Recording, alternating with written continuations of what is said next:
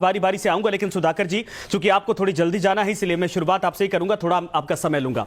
ये बताइए, ये जो हालात इस वक्त बने हैं, कोई एक सिंगल जिला इस वक्त नहीं है जहां पर किसानों को लंबी कतार में नहीं लगना पड़ रहा, उसके बाद भी पूरे दिन भर के बाद उनको खाद नहीं मिलती है, और बगल में कोई न कोई प्रबंध वहां पर किया गया है जहां पर खाद मिल रही लेकिन डबल रेट पर मिल रही है।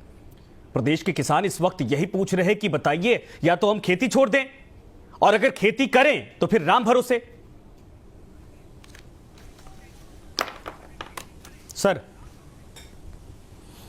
देखिए, पूरे बिहार में फर्टिलाइजर कहीं उपलब्ध नहीं है। महंगा और सस्ता का तो अलग विषय है।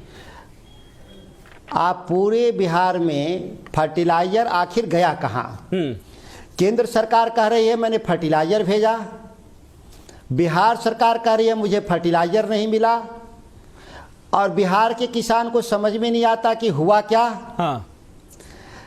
सवाल यह है कि मैं पहले भी बताया हूं कि बिहार में फर्टिलाइजर माफिया सक्रिय हैं। नेपाल बॉर्डर और बांग्लादेश बॉर्डर दो अंतर्राष्ट्रीय सीमा है। भारत सरकार और राज्य सरकार के अधिकारी मिलकर के विदेशों में तस्करी करवा देते हैं फर्टिलाइजर का। और जो कह रहे हैं कि मिल रहा है वो शायद ही किसी को मिल रहा है फर्टिलाइजर। वो 600 हो, 800 हो, 900 है। कई जगह पे कई आरोप हैं किसानों के, और किसानों के आरोप से मैं सहमत हूं कि फर्टिलाइजर नहीं है।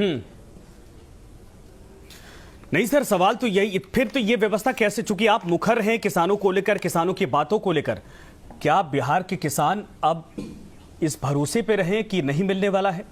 सरकार यहां की कह रही कि केंद्र सरकार से जितना कोटा मिलना चाहिए था वो तो मिला नहीं, लेकिन सवाल प्रबंध कैसे किया जाएगा? फिर इस बात को लेकर हम हामी भर ले कि नहीं मिला तो फिर अब सारी चीजें चौपट हो गई, होने दीजिए।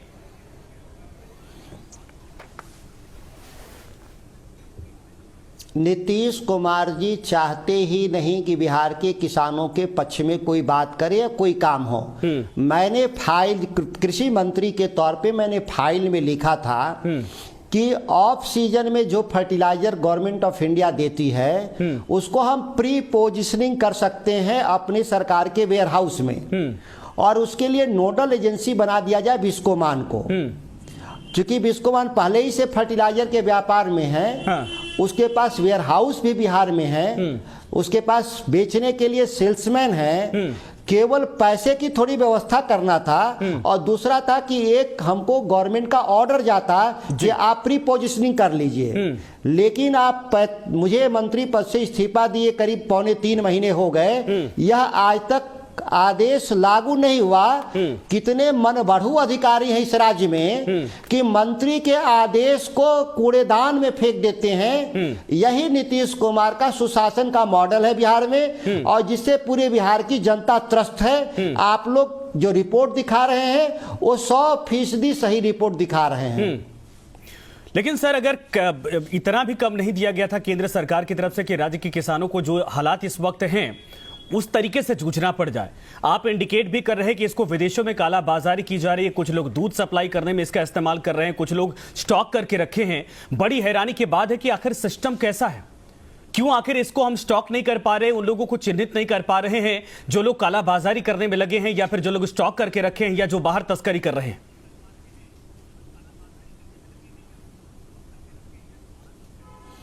देखिए, भारत सरकार के भी लोग मिले हैं, इसमें बता रहा हूं, 2 कारणों से मिले हैं। अंतर्राष्ट्रीय सीमा की निगरानी किसका दायित्व है भारत सरकार के कानून में? जी, सभी को पता है कि भारत सरकार की सेना अंतर्राष्ट्रीय सीमा को सुरक्षित करती है। जहां से बांग्लादेश और नेपाल फर्टिलाइजर ला रहा है तो रोक क्यों नहीं रहे भारत सरकार के लोग? हाँ। दूसरी बात कि यह सब्सिडाइज आइटम है। हाँ। और सब्सिडी तभी रिलीज होगी जब किसानों को उचित मूल्य पर फर्टिलाइजर की सप्लाई हो। 1985 फर्टिलाइजर एक्ट में इस कानून का पालन भारत सरकार को करना है, वो आज तक नहीं करती। फर्टिलाइजर महंगे दर पे बेचती है, और यह रिपोर्ट भारत सरकार के पास है, फिर भी वो सब्सिडी कंपनियों को क्यों देती है, हम लोग को आश्चर्य है। तो कुल मिलाके बिहार सरकार और राज्य सरकार दोनों मिले हुए हैं इस मामले में। बिहार के किसानों को राजनीतिक जो झगड़े हैं दिल्ली और पटना का, उसका भुगतान यहाँ के किसानों को भोगना पड़ रहा है। एक दूसरे पर दोषारोपण है, राज्य सरकार भी विफल है। और भारत सरकार भी विफल है। दोनों के काम बटे हुए हैं। सप्लाई भारत सरकार को देना करना है और राज्य सरकार को डिस्ट्रीब्यूट करना है, तो दोनों ही अपनी भूमिका निभा नहीं रहा है। और मैं मानता हूं फर्टिलाइजर बिहार में कम नहीं है। हम राष्ट्रीय औसत से 170% ज्यादा फर्टिलाइजर ले रहे हैं बिहार के लोग। किन्हीं कारणों से सब थोड़ा कम भी फर्टिलाइजर आया बिहार को, तो भी बिहार के किसानों को तकलीफ नहीं होना चाहिए। वो डिस्ट्रीब्यूशन का फेलियर है बिहार सरकार का, और वो अपना केवल जिसको बोलते हैं अपने दाग छुपाने के लिए दूसरे पर दाग लगाने का ये झूठा प्रयास वो कर रहे हैं। नहीं, लेकिन सर इसका समाधान क्या? आप कह रहे सरकार इस मामले पे ढीली है, इस वजह से ऐसा हो रहा है, खाद माफिया पनपते जा रहे हैं, अधिकारी लापरवाही कर रहे हैं, अधिकारी सुनते नहीं है, मनमानी करते हैं। सवाल ये कि जी मैंने कहा जी इसका समाधान ही मैं बताया। मैंने फाइल में ऑर्डर किया था कि बिहार सरकार के जो गोदाम है वेयर हाउस, तो 2 महीने धान के सीजन में और 2 महीने गेहूं के सीजन में फर्टिलाइजर का कंजम्पशन है। बचे हुए 8 महीने का जो फर्टिलाइजर जो आता है मंथली कोटा, उसको बिहार सरकार अपने वेयर हाउस में रख देती है, जिसको बोलते हैं प्री पोजिशनिंग। और उस पर जो निवेश है वो निवेश राज्य सरकार को करना होगा। और वो निवेश केवल है, जानते हैं कितना? 300 करोड़ रुपए, मात्र छोटा रकम। यहाँ तो 350 करोड़ के हवाई जहाज खरीदे जा रहे हैं बिहार में। वहाँ किसानों के लिए 300 करोड़ देना कौन बड़ी बात है? वो भी 300 करोड़ रुपए जो निवेश हो रहा है, वो तो फर्टिलाइजर बेच के वापस फिर सरकार के खजाने में चला जाएगा। खर्च 10 से 12 करोड़ केवल ब्याज का है जी।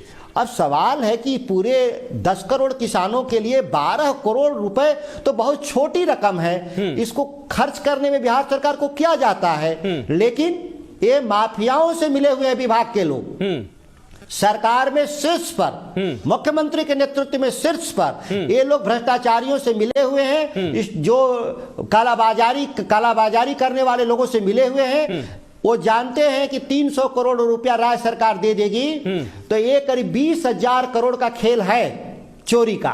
ये 20,000 करोड़ का खेल बंद हो जाएगा, सारे माफिया धाराशायी हो जाएंगे, बिहार का किसान खुशहाल हो जाएगा। ना भारत सरकार चाहती है, ना बिहार की सरकार चाहती है कि बिहार के किसानों की स्थिति को सुधार किया जाए।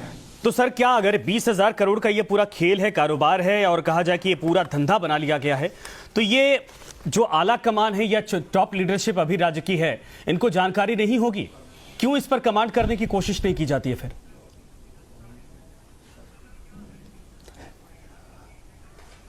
देखिए, मैंने कहा दोनों पक्ष को मालूम है। हाँ। राज्य को भी मालूम है, केंद्र को भी मालूम है। हाँ। लेकिन किसान बिहार में वोट बैंक नहीं है। बात को समझिए। अच्छा, कि बिहार में किसान आंदोलन तो है नहीं, बिहार में किसान वोट बैंक है नहीं, तो लोगों को लगता है केंद्र और बिहार सरकार को क्या फर्क पड़ता है?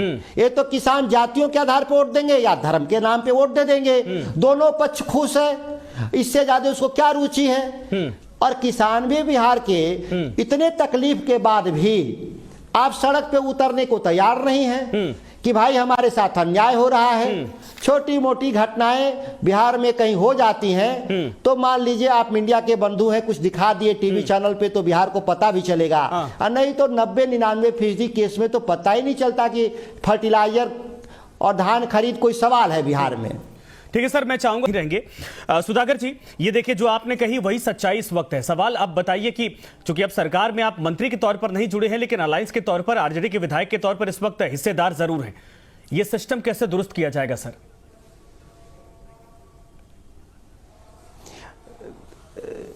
देखिए, जो हमारे किसान नेता जिन बातों को कहा, वो बात चूंकि मैं भी किसान हूँ, किसान का बेटा हूँ, इसीलिए हम उनकी बात केवल कहा नहीं, मैंने लिखा। और मंत्री फाइलों में लिखता है और आदेश देता है, और वह आज तक यह नहीं लागू हुआ। आप आश्चर्य करिएगा कि मुख्यमंत्री ने कहा कि मेरे विभाग का जो सचिव है कृषि का, वो बहुत ही भला, ईमानदार और अच्छा है। यह अर्थ ही निकलता है कि मंत्री बदमाश है। तो मैं मंत्री पद से इस्तीफा दे दिया।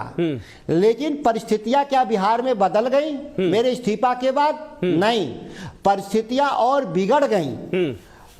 और ये इसके लिए नीतीश कुमार स्वयं दोषी हैं। कोई मंत्री, कोई सेक्रेटरी कुछ नहीं कर सकता जब तक ये साहब बिहार के कुर्सी पर बैठे रहेंगे।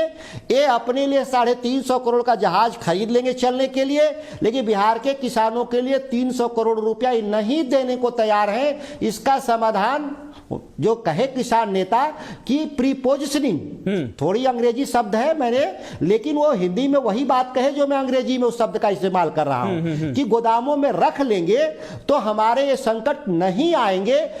फर्टिलाइजर बिहार को पर्याप्त से भी ज्यादा मिलता है। हम आर्टिफिशियल, हम एक कृत्रिम तरीके से हम बिहार में अधिक खाद लेने का प्रयास करते हैं। जो नेपाल और बांग्लादेश में तस्करी होता है उन तस्करों के पेट भरने के लिए। और ये 2 रुपए 3 रुपए का खेल नहीं है, मैं बता रहा हूं, ये ज्यादा का बड़ा खेल है।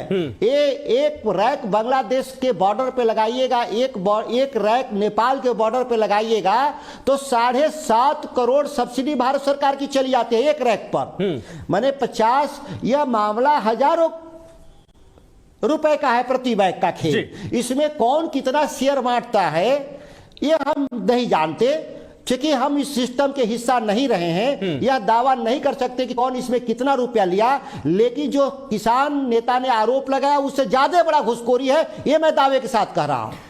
ठीक है सर, धन्यवाद हमसे जुड़ने के लिए, समय देने के लिए आपका सुधाकर सिंह जी। और जाहिर सी बात है कि बड़ा गंभीर आरोप भी है, और इस आरोप में अगर बहुत सच्चाई अगर कहा जाए, वो किसान भी इस वक्त इस बात को एडमिट करते दिखाई दे रहे हैं। मेरे साथ और भी मेहमान हैं, लव कुमार सिंह